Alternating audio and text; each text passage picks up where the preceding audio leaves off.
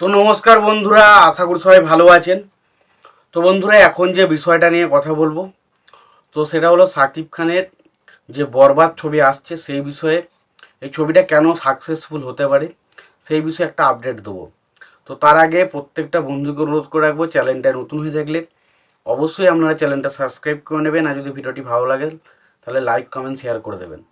তো দেখুন, এখানে মেনলি যে কাস্টিংটা নেওয়া হয়েছে না, সেটা সত্যি দারুণ কাস্টিং। এবং যে কাস্টিংটা দেখলে মোটামুটি আন্দাজ করা যায় এই ছবিটা কিন্তু বক্স অফিস কাঁপাবে। এটা নিয়ে কোনো রকম কোনো ডাউট নেই। কেন বলছি এই বিষয়টা, সেটা এক এক করে আমি আলোচনা করছি। তো প্রথমত আমরা যদি দেখি, সাকিব খান এই মুহূর্তে বাংলাদেশের one of the biggest star, এবং তার ফ্যান বেসের কাছে কিন্তু এই মুহূর্তে বাংলাদেশের কোনো ফ্যান বেস টিকতে পারবে বলে আমার মনে হয় না। তো অন্যতম সেরা ফ্যান বেস কিন্তু এই মুহূর্তে সাকিব খানের রয়েছে, এবং তার কিছু জঘন্য ছবিও কিন্তু বক্স অফিসে কী পরিমাণ কালেকশন করে সেটা আমরা সাকিব খানের ছবি এলেই দেখতে পেয়েছি। তো এটা একটা অন্যতম কারণ যে ছবিটা বক্স অফিসে দারুণ কিছু করতে চলেছে। দ্বিতীয় পয়েন্ট হচ্ছে ছবির নায়িকা। দেখুন, ছবির নায়িকা হিসেবে কাকে রাখতে চলেছে না, ইধিকা পাল।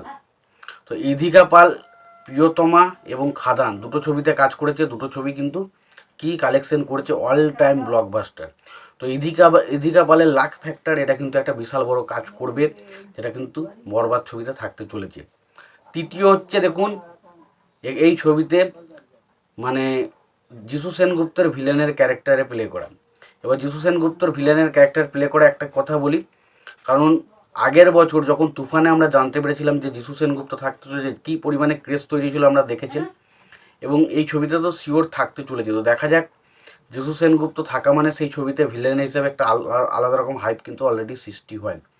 চতুর্থ পয়েন্ট বলবো, এই ছবিতে আইটেম সং হিসাবে কিন্তু নুসরাতকে দেখা যাবে। এটা সত্যি একটা বিরাট বড় ব্যাপার, কারণ আমাদের এপার বাংলায় নুসরাত আগেরবার মিমি পুরো আইটেম সং করেছিল, নায়িকা হিসেবে ছিল, বাট আইটেম সঙ্গে ফাটিয়েছিল দুষ্টু কোকিল গান।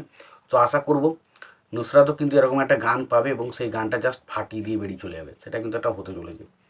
এর পাশাপাশি আমরা যদি বলি মিশা সওদাগর, এই কাস্টিংটা নিয়ে কথা বলতে, দেখুন মিশা সওদাগরের কিন্তু বরবাদের ছবিতে যেরকম একটা ভালো কাস্টিং বা ভালো কিছু চান্স পেয়েছিল, আশা করছি বরবাদ ছবিতেও তার বিষয়টা কিন্তু সেরকম কিছু একটা থাকতে চলেছে বলে আপডেট আসছে।